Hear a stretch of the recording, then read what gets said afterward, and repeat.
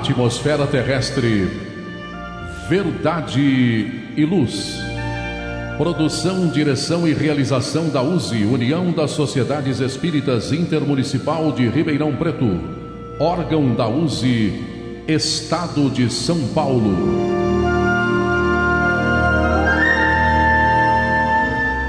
Verdade e luz.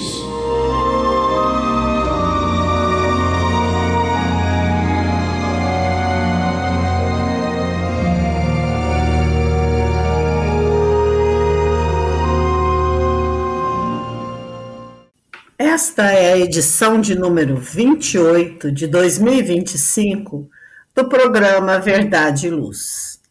Neste programa, contamos com a minha presença, Maria Amélia de Souza Nunes, e as participações dos nossos amigos João Boreço e André Zola, e de Gilberto Silva, dirigindo os trabalhos técnicos. Queremos agradecer a sua audiência e a sua participação, nos prestigiando em toda a programação da Web Rádio Verdade e Luz, disponível através do endereço www.webradioverdadeluz.org.br e pelo nosso canal do YouTube.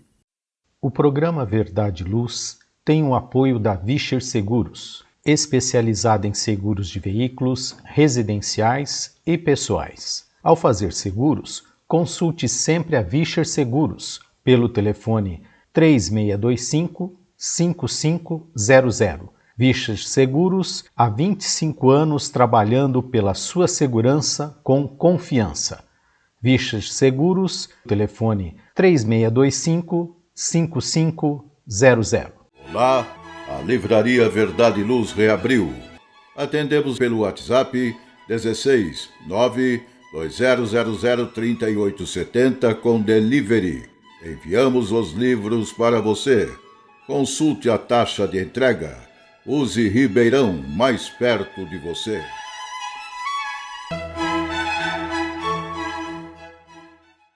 O programa Verdade e Luz apresenta estudos da codificação espírita, além de esclarecimentos e mensagens do Evangelho de Jesus. Em todos os programas, apresentamos ainda comentários e reflexões sobre temas atuais, contribuindo para o embasamento da fé raciocinada. Em nosso editorial, trazemos a mensagem intitulada Perante os Amigos, do Espírito André Luiz, publicada no livro Sinal Verde, Psicografia de Francisco Cândido Xavier.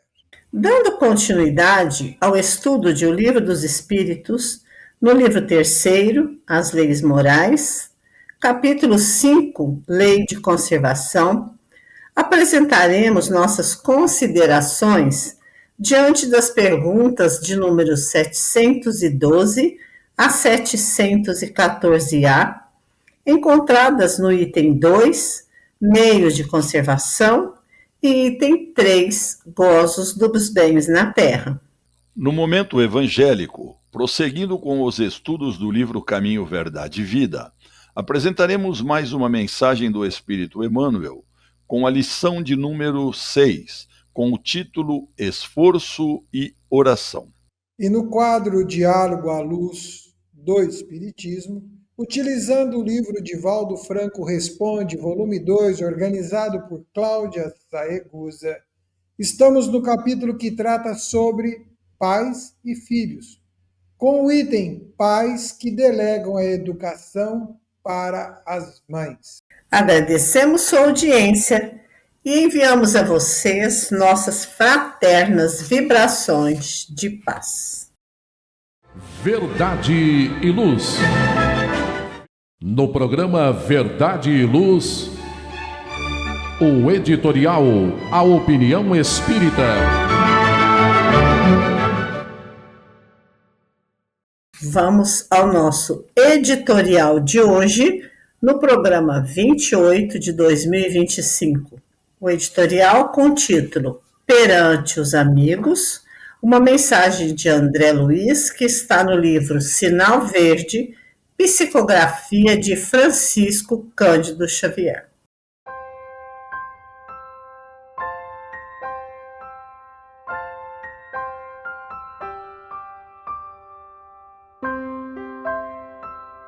O amigo é uma bênção que nos cabe cultivar no clima da gratidão.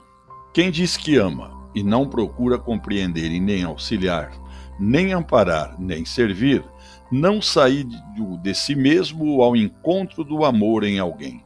A amizade verdadeira não é cega, mas se enxerga defeitos nos corações amigos.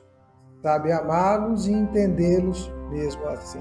Teremos vencido o egoísmo em nós quando nos decidirmos a ajudar aos entes amados a realizarem a felicidade própria, tal qual entendem eles, deva ser a felicidade que procuram, sem cogitar de nossa própria felicidade. Em geral, pensamos que os nossos amigos pensam como pensamos. No entanto, precisamos reconhecer que os pensamentos deles são criações originais deles próprios. A aventura real da amizade é o bem dos entes queridos, assim como espero que os amigos me aceitem como sou, devo de minha parte aceitá-los como são. Toda vez que buscamos desacreditar esse ou aquele amigo, depois de havermos trocado convivência e intimidade, estaremos desmoralizando a nós mesmos. Em qualquer dificuldade com as relações afetivas, é preciso lembrar que toda criatura humana é um ser inteligente em transformação incessante. E, por vezes, a mudança das pessoas que amamos não se verifica na direção de nossas próprias escolhas. Quanto mais você der, mais amizade receberá. Se Jesus nos recomendou amar os inimigos, imaginemos que imenso amor nos compete amar aqueles que nos oferecem coração. Verdade e Luz.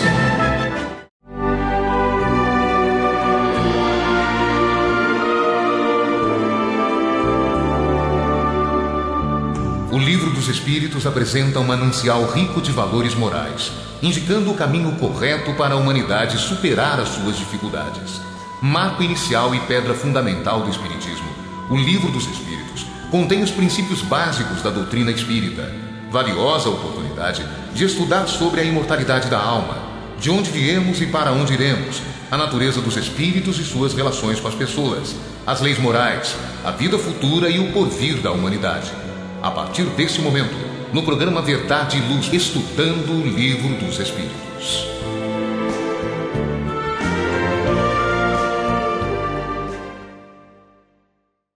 E dando sequência ao nosso programa de número 28 de 2025, passamos agora ao estudo do Livro dos Espíritos.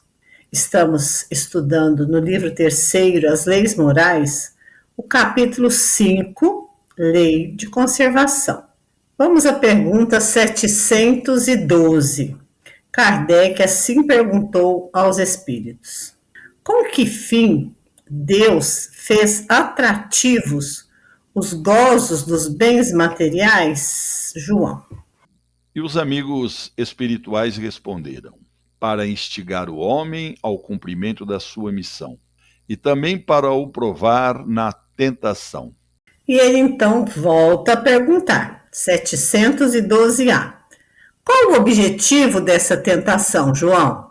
E os amigos espirituais responderam: desenvolver a razão que deve preservá-lo dos excessos. Caros amigos, telespectadores, ouvintes, Ola, Maria Amélia, durante a vida material dos homens encarnados à face da terra, Deus possibilitou aos mesmos que ficassem sujeitos a vários atrativos, no sentido de ensinar-lhes a saber usá-los, educando assim seus impulsos nas investidas dos instintos, como também que eles pudessem sentir um pouco de bem-estar conseguido pelos seus próprios esforços. E o objetivo dessas atrações é para que o homem passe a educar as forças que cada um tem dentro de si, e aí possibilita surgir a luz, que poderá levá-lo a alcançar sua paz de consciência. E a partir do momento que o homem vai desenvolvendo a razão, ele vai buscando planos para deixar de lado o passado e vai buscando respirar uma atmosfera mais leve, onde o amor é a base da vida, é a base de tudo, né? E a educação dos homens, ela está ligada aos dons espirituais. E quando ele consegue despertar esses dons, ele vai tendo mais facilidade para que surja o homem novo, surgindo dentro do homem velho.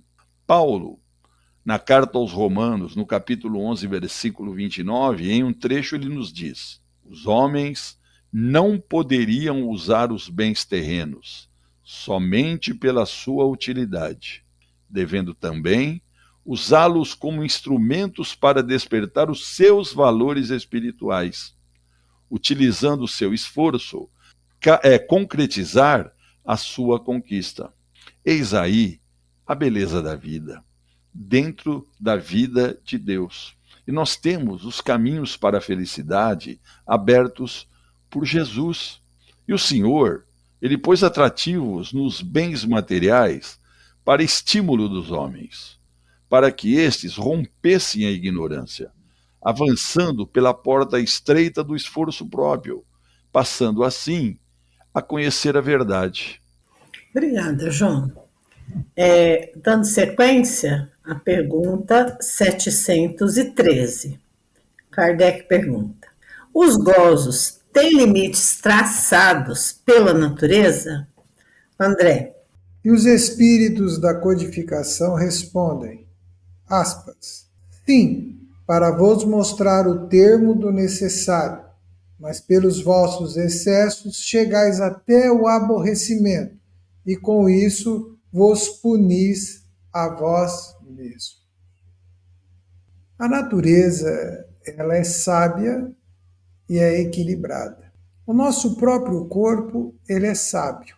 Ele tem estruturas e mecanismos fisiológicos para nos mostrar os próprios limites, até onde devemos, até onde podemos ir de forma saudável. E quando avançamos os limites da natureza, ela responde. Ela responde no mecanismo do seu reequilíbrio, na busca de trazer novamente o reequilíbrio para propiciar o bem-estar. O que acontece com todos nós? Qual é o necessário? Como definir o que é o necessário? Como estabelecer isso? Eu assisti recentemente, num canal de streaming, um documentário falando sobre as questões consumistas da humanidade e o quanto nós estamos sendo levados e envolvidos por isso.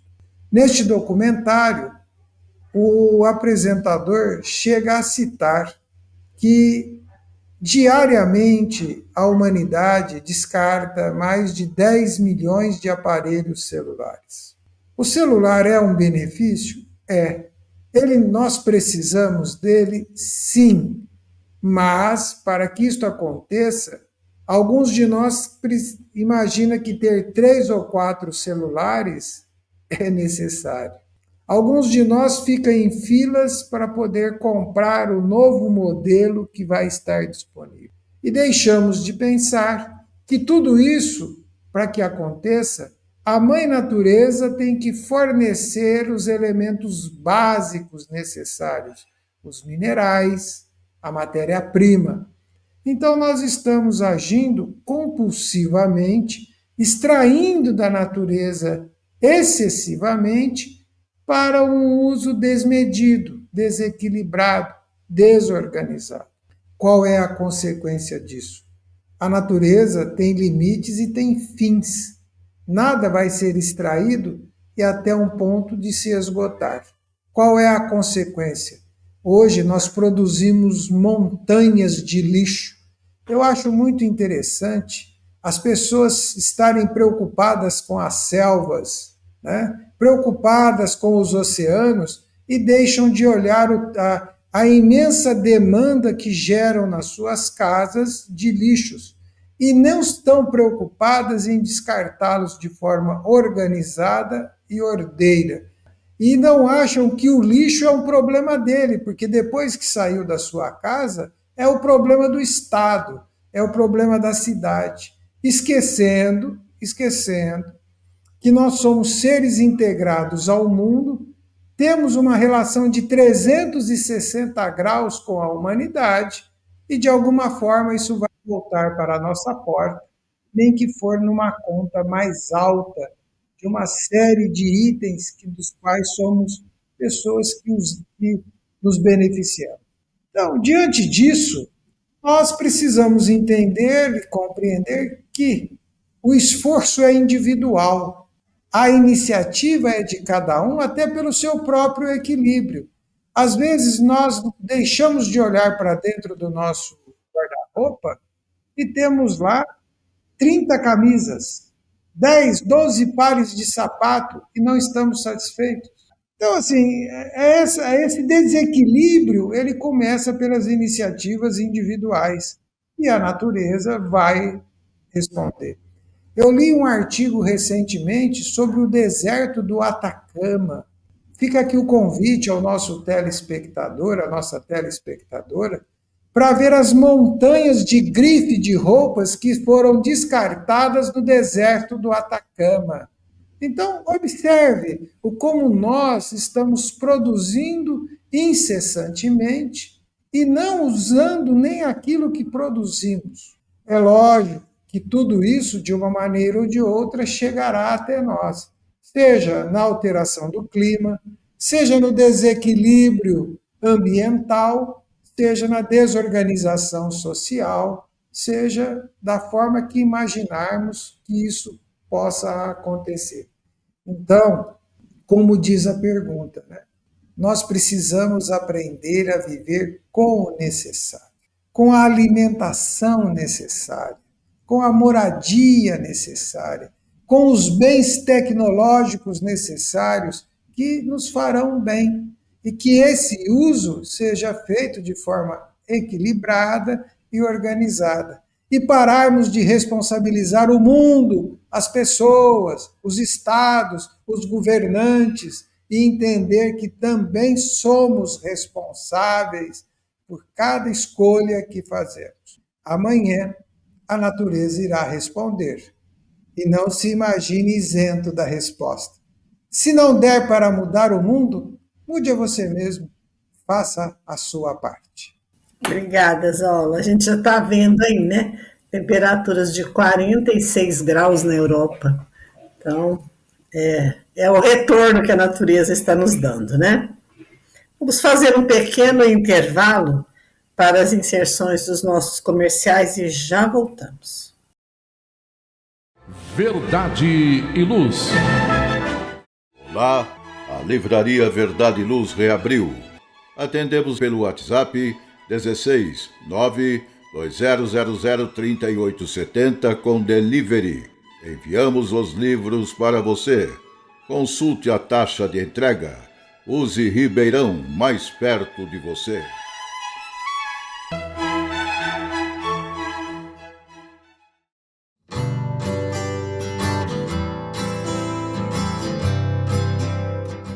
Você já foi a um centro espírita?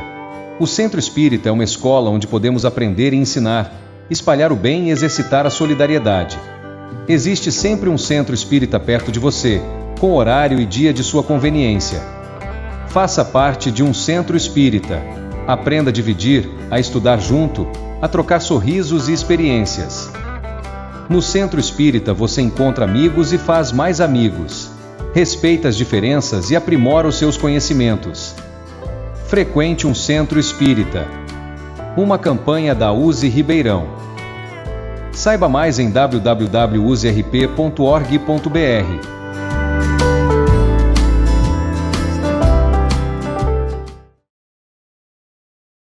Verdade e Luz. E continuando com o nosso estudo de O Livro dos Espíritos, do item 3, Gozo dos Bens da Terra, a questão 714. Que pensar do homem que procura nos excessos de toda espécie um refinamento dos seus gozos, João? E os amigos espirituais responderam: pobre criatura, que devemos lastimar e não invejar, porque está bem próxima da morte. Caros ouvintes, é que os excessos de todos os tipos, eles nos trazem uma ilusão satisfatória. A gente acredita que está se satisfazendo com aquilo, mas é muita ilusão. E o trabalho das diversas religiões, ele visa mais o campo moral para conduzir as almas a um modo de pensar diferente, mostrando os limites que esta deve respeitar. E nós temos uma coisa que chama bom senso, né? E o bom senso, ele é um indicador comum que orienta a todos para o bem da comunidade humana. Quando nós encontramos irmãos iludidos com as paixões inferiores, esses companheiros, eles não são dignos assim de nós elogiarmos, termos invejas, muito pelo contrário. Eles são dignos de lástima, e não para que nós invejemos as situações deles. E o espírita, ele deve procurar coisas eternas, aquelas assentadas dentro das leis imutáveis. E para tanto, a base é o amor verdadeiro. É aquele que não exige e não troca, que não induz ao mal e que não alimenta a intriga. E os gozos materiais, eles já fornecem perigo à alma e muito mais os seus requintes, dos quais o mundo de hoje se apresenta repleto. Jesus foi o anjo divino que abriu todas as portas das casas secretas e ensinou a todos a boa vontade, nas praças, nas ruas, dando de graça o que de graça recebeu do Pai. E os homens que não compreendem o valor do Evangelho regridem mais nas suas sensações, para aquelas sensações de satisfação passageira. E a doutrina dos Espíritos é verdadeiramente a continuação do cristianismo prometido por seu esplendor. Por que não aproveitamos essas oportunidades valiosas, esses tesouros da divindade? Podemos dizer que são como chuvas que descem do céu, por misericórdia, como bênçãos de Deus para a humanidade, pelos canais do Cristo. Irmãos, nós estamos sendo despertados para a vida, e é bom que vivamos juntamente com o Divino Mestre. Vamos procurar o tesouro real. Infelizmente é isso que a gente tem visto, né? Os excessos materiais, principalmente, estão nos causando problemas. Obrigada, João. E Kardec continua perguntando assim: é da morte física ou da morte moral que esse homem se aproxima, Zola? E os espíritos da codificação respondem, aspas, de uma e de outra, fecha aspas. É muito interessante que nós temos um temor da morte física. E essa nos desperta, porque nós percebemos, né, que o corpo começa a apresentar a fatura dos anos e os boletos dos excessos. Né? Quem não gosta de um chocolate, de um doce? Quem não gosta de algo saboroso, agradável? Todos nós gostamos. Só que é o seguinte, se você comer um pedaço de chocolate, você estará satisfazendo a sua vontade. Mas se você comer uma barra de 1 quilo, bem provavelmente você encontrará um mal-estar físico, além de estar desenvolvendo sinais evidentes da diabetes. É agradável tomar um copo de suco de laranja? É agradável. Para se fazer um copo de suco de laranja, precisam-se de 3, 4 laranjas. Mas tomar 1 litro de suco de laranja é agradável? Eu não posso responder pelos outros, eu apenas vou dizer que para fazer 1 litro de suco de laranja, às vezes precisa de 1,5 dúzias de laranja. O que o excesso de acidez pode promover ao seu trato estomacal. Então, a partir destas questões simples do cotidiano, nós estamos diante dos excessos que cultivamos. Tomar um copo de leite é agradável? É agradável para quem gosta. Mas tomar 1 litro de leite é razoável? Como é que fica esse bem-estar físico? Almoçar agradavelmente em família, com uma mesa bacana, prato saboroso é bom. Repetir 5 vezes é saudável. Né? Então, é esse discernimento que cada um de nós temos que ter para o nosso próprio bem-estar físico. E os excessos que cometemos fisicamente poderão aparecer para cada um de nós. O que acontece é que isso nós percebemos as reações. E da onde vem a morte moral? Aonde que ela começa a acontecer? Quando eu deixo de conduzir a minha vida e não sou eu que levo a vida, é a vida que me leva. Quando eu começo a perder a capacidade de autocrítica e do discernimento. E aqui me permitam entrar em alguns excessos. Né? Quais são os excessos que nós temos, que a natureza também irá apresentar? Os excessos emocionais, os excessos psicológicos, os excessos vivenciais, que isto ocorre da nossa morte moral, porque nós deixamos de perceber o limite, deixamos de perceber até onde devemos ir, até onde não devemos ir. Qual é o bom senso? O bom senso pede sempre o discernimento. E qual é o discernimento? Qual é o meu limite? Qual é o seu limite? Cabe a cada um de nós percebermos, à luz do Evangelho, à luz do nosso próprio bem-estar, qual é o limite. Se estamos fazendo algo que está nos trazendo ansiedade, depressão, mal-estar, precisamos observar que isto não é bom e não estamos atentos à morte moral do discernimento para conduzir isso. Então, de uma e de outra. Porque os excessos nos mostram a falta de controle. E a falta de controle mata o corpo, aquilo que já morreu moralmente. E nós vamos perceber algumas coisas muito interessantes na nossa caminhada. É quando o profissional da saúde diz para nós assim, agora você não pode mais isso. Agora, tal alimento você não pode mais, tal situação. Ou quando o psicólogo fala assim para você, se afaste disso. Ou quando um amigo te diz, tome cuidado com essa convivência. Atenção com a sua fala negativa. Atenção com a sua postura excessivamente crítica sobre o mundo e sobre as pessoas.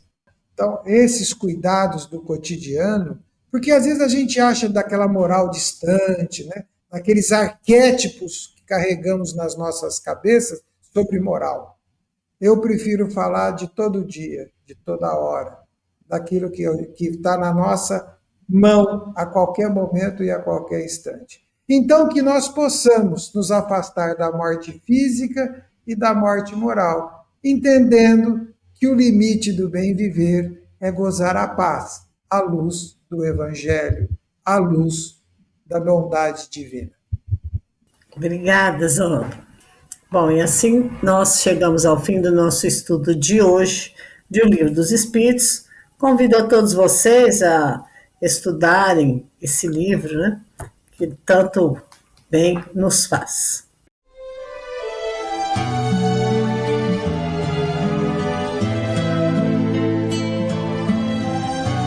Para você que procura a paz, a alegria e o equilíbrio, nada mais salutar do que as palavras de vida eterna trazidas por Jesus, ensinando a amar a Deus e ao nosso próximo. Tenha todos os dias o seu momento evangélico, lembrando sempre que quem acende uma luz é o primeiro a se iluminar e quem faz o bem vive em equilíbrio. A partir desse instante, Momento Evangélico.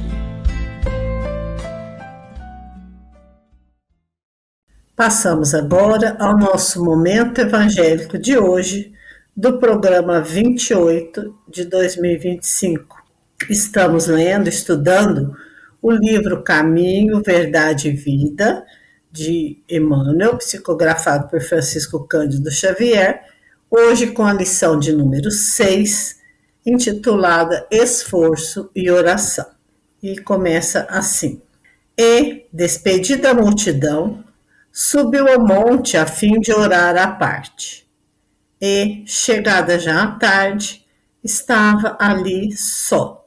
Essa citação está em Mateus, capítulo 14, versículo 23.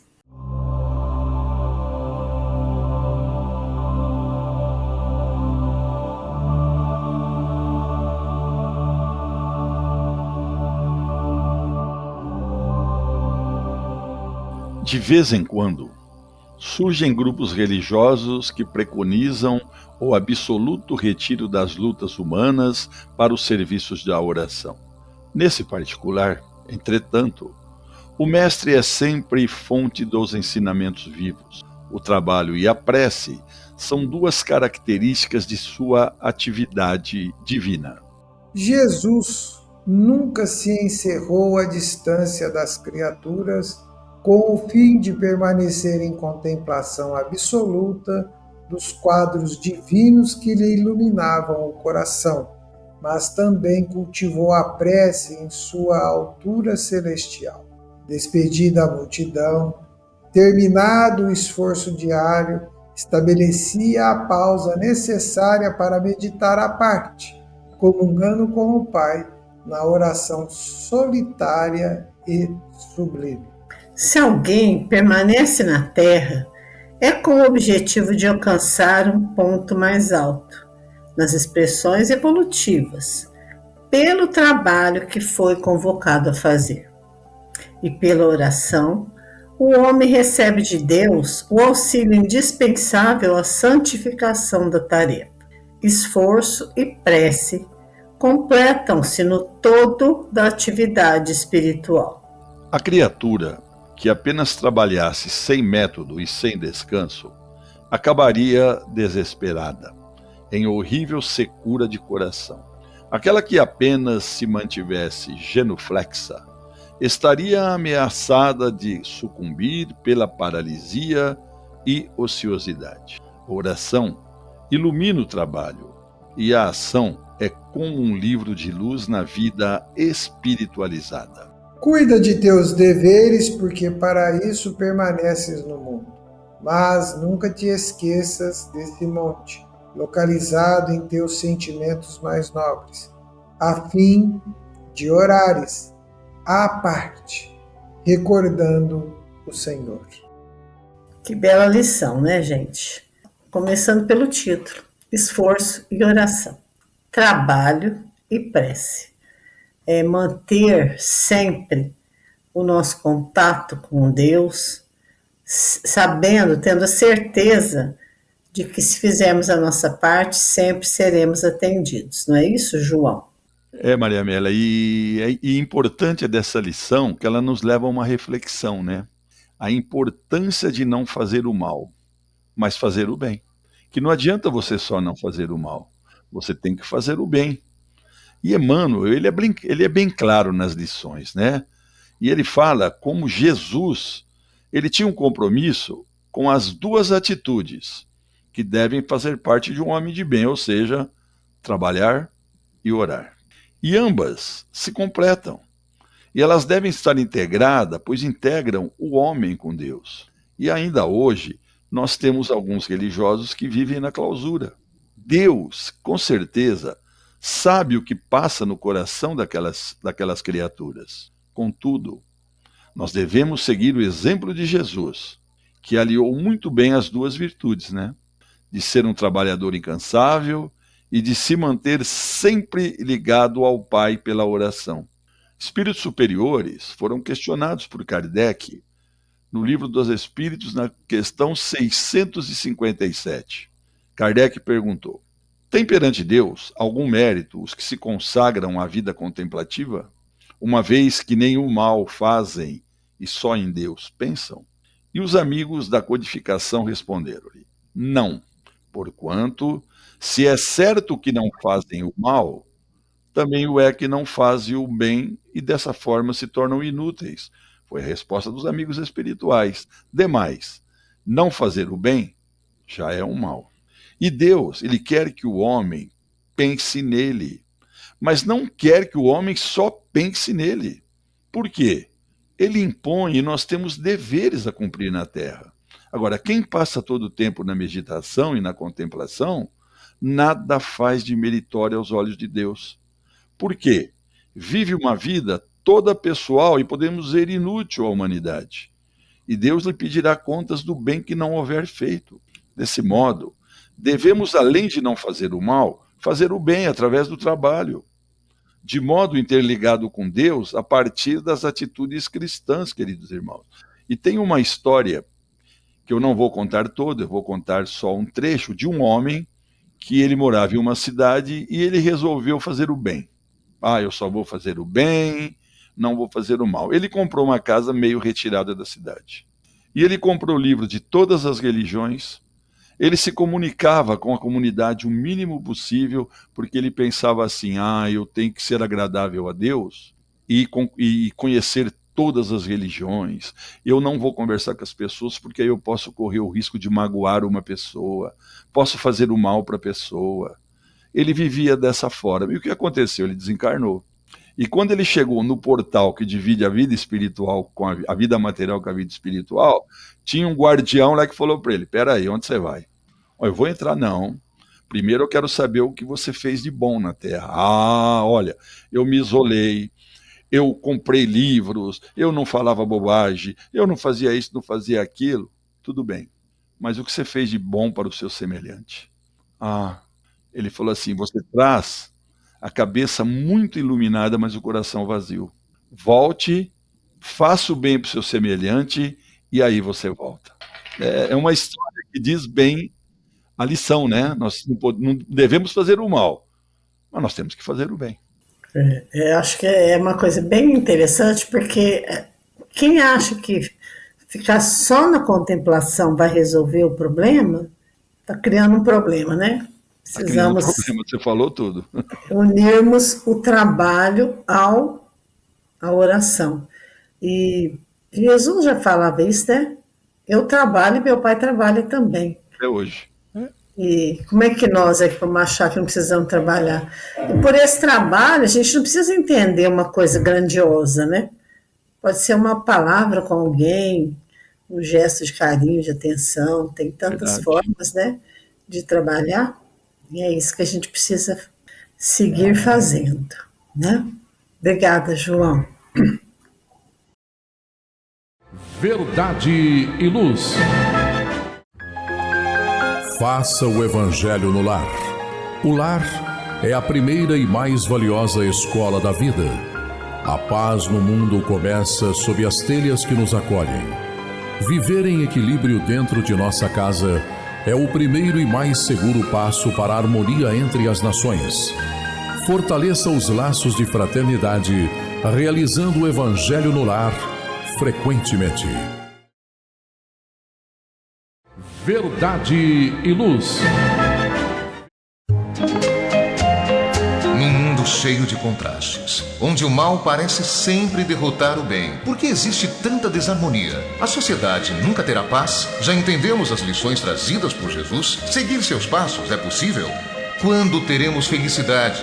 Todas essas questões e muitas outras serão respondidas a partir de agora, com o programa Diálogo à Luz do Espiritismo.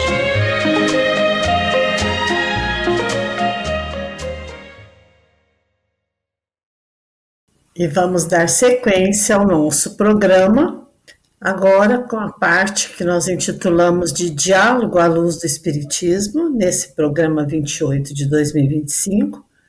Estamos estudando o livro Divaldo Franco Responde, organizado por Cláudia Saigusa, no volume 2. O capítulo é Pais e Filhos. E o item é pais que delegam a educação dos filhos para a mãe. E começa assim. Eu tenho uma amiga cujo pai vivia dizendo para sua mãe, se ela fizer alguma coisa errada, a culpa é sua. Porque eu faço a minha parte, que é levar o dinheiro para casa. A educação dela é responsabilidade sua. E essa mãe tinha verdadeiro pavor de que a filha cometesse algum erro, porque seria culpabilizada. Como a mãe pode trazer o pai para o convívio do filho, fazendo com que ele participe da sua educação?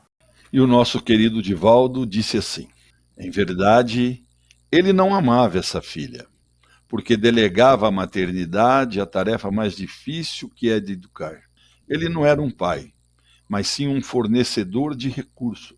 A mãe não pode ser responsabilizada pelo insucesso da criação, porque mesmo quando se dão os melhores exemplos, o espírito que os recebe nem sempre tem estrutura moral para vivenciá-los. Porque, se assim fora, qual a mãe que desejaria que o filho fosse infeliz?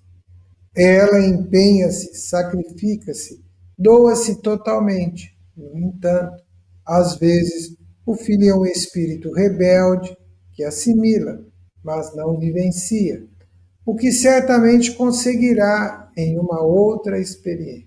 Para que nós consigamos realizar determinadas atividades, temos primeiro que registrar no inconsciente profundo aquele conceito de dever que irá emergindo até a consciência no momento certo. A melhor maneira de a mãe atrair o pai à responsabilidade é demonstrar que os filhos pertencem a ambos e também delegar ao pai determinadas tarefas domésticas junto aos filhos. A carícia, a conversação, a afetividade são importantes para que o pai não se sinta desobrigado desse compromisso familiar, que é o de dar assistência moral e emocional, sem os transferir para a mãe, que nem sempre possui os requisitos exigíveis para o mistério. Os dois devem ser partícipes da mesma responsabilidade. Bom, esse é um problema que a gente vê comumente em vários lares, às vezes até mesmo nos nossos, ao nosso redor, com vários casais que o pai fala: minha parte é sair para trabalhar e trazer o dinheiro, o resto a mãe cuida. E quando alguma coisa dá errado, é a mãe que não fez. Meu pai fez o quê? Como é que a gente faz para trazer esse pai para a responsabilidade, Zola? Você sabe que eu leio alguns assuntos e eu começo a pensar em que década nós estamos, em que país nós estamos, e começo a pensar em que momento social nós estamos. Se fôssemos trazer isto para a realidade hoje, nós diríamos que em muitas famílias quem está educando as crianças é a creche, é a escola, é o professor, é uma série de outras personagens que contemplam uma realidade social onde o casal trabalha, os dois trabalham. Então, essa informação, eu quero saber em que década nós estamos. Porque quando eu olho para a atualidade hoje, né, e uma das maiores demandas sociais é creche, o casal trabalham os dois. E vão responsabilizar quem? A avó, o vô, a pessoa da creche? Então, olhando para esse momento agora, nós estamos numa circunstância tal, é claro que não é uma regra, mas que existe essa nova variável que se apresenta. Mas na década em que havia esse conceito, também havia uma outra questão que a mãe também fazia. Olha, você vai ver quando seu pai chegar. Ou seja, havia o contraponto. Qual era o contraponto? Que quando o pai chegasse, a situação poderia ser resolvida, às vezes de um jeito não muito agradável, de um jeito mais intenso. Esses ambientes sociais, eles foram sofrendo transformações ao longo do tempo. O que nós devemos, sugerimos, né, é que a responsabilidade é do casal. E os pais, nós não falamos o pai, nós falamos que a educação é responsabilidade dos pais. Eu acho muito interessante no Evangelho segundo o Espiritismo, né, quando nós vamos estudar esta questão, eu não vejo lá nada escrito o homem ou a mulher, a mãe, eu vejo os pais. Então, o que está posto? Que a responsabilidade é do casal, que a responsabilidade é deles. E as gerações que vieram perceberam essa mudança e mudaram o comportamento também. Muitas mães começaram a educar os seus filhos homens de outro jeito, porque ela percebendo a educação que o seu esposo recebeu, E aquilo que chegava até ela, ela foi mudando a educação, esse processo educacional. Os pais foram mudando. E muitos homens hoje atuam de forma participativa dentro dessa educação familiar. A responsabilidade é de ambos, o desafio é de ambos, o aprendizado é para ambos, o esforço é do casal. Então, Maria Amélia, respondendo em parte a sua pergunta, né, como é que nós trazemos isso?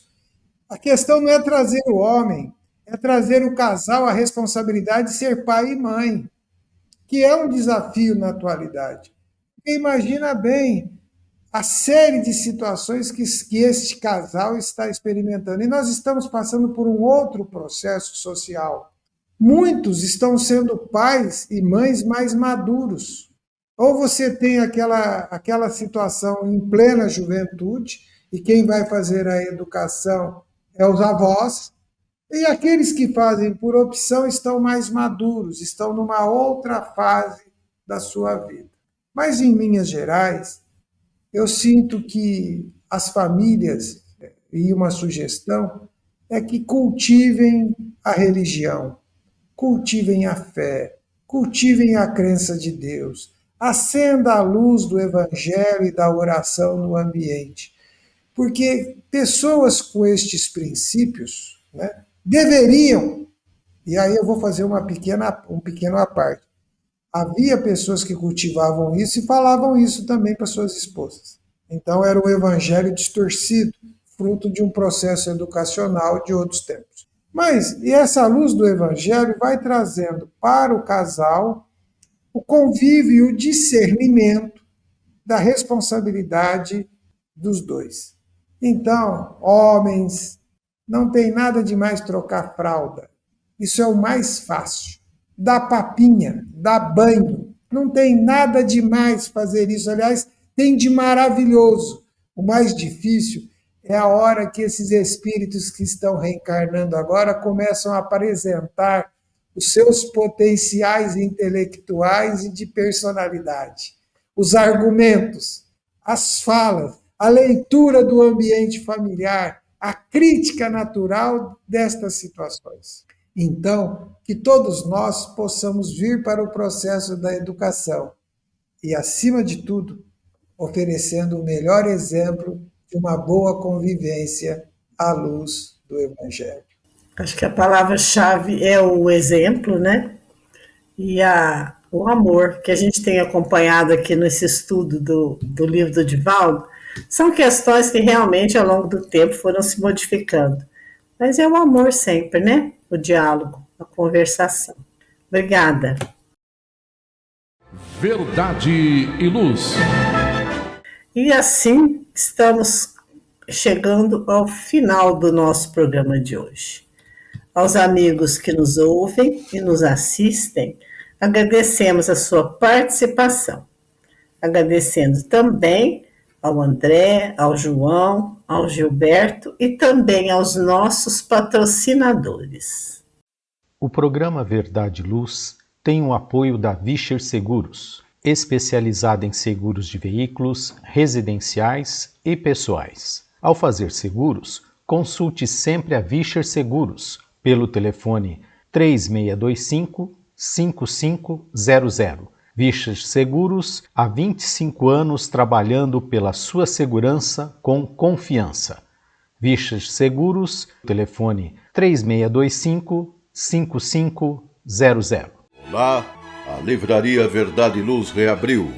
Atendemos pelo WhatsApp 16 920003870 com delivery. Enviamos os livros para você. Consulte a taxa de entrega.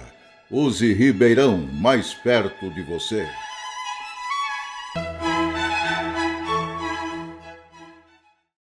E vamos então pedir aos amigos João e André as suas considerações finais. João. Bom, eu, como todo final de programa, é gratidão. Sempre eu tenho gratidão por tudo. Gratidão a vocês que estão aí conosco, telespectadores, nossos ouvintes. Gratidão aos meus queridos amigos, né? A Maria Amélia, o Zola, o Gilberto, pelo aprendizado, pelo carinho. Gratidão por participar desse programa e gratidão a tudo mesmo, realmente. E sempre rogando que a paz de Deus e de Jesus esteja sempre em nossos corações e em nossos lares. Muito obrigado. André?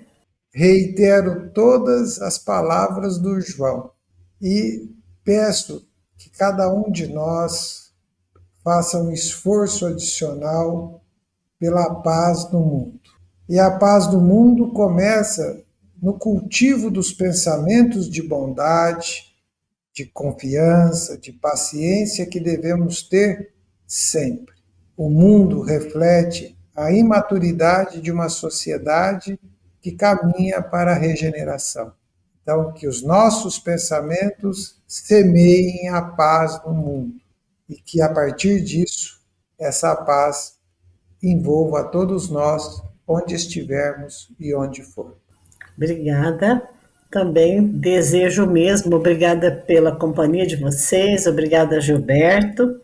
E aproveitando a oportunidade, convido a todos para que ouçam toda a programação da Web Rádio Verdade e Luz e que também divulguem para os seus amigos. Quem quiser ouvir este ou os outros programas anteriores novamente, é só acessar o nosso podcast Web Rádio Verdade e Luz ou o nosso canal do YouTube. Que Deus nos abençoe a todos e até o próximo programa Verdade e Luz. Verdade e Luz. Produção, direção e realização da USE, União das Sociedades Espíritas Intermunicipal de Ribeirão Preto. Órgão da USE, Estado de São Paulo.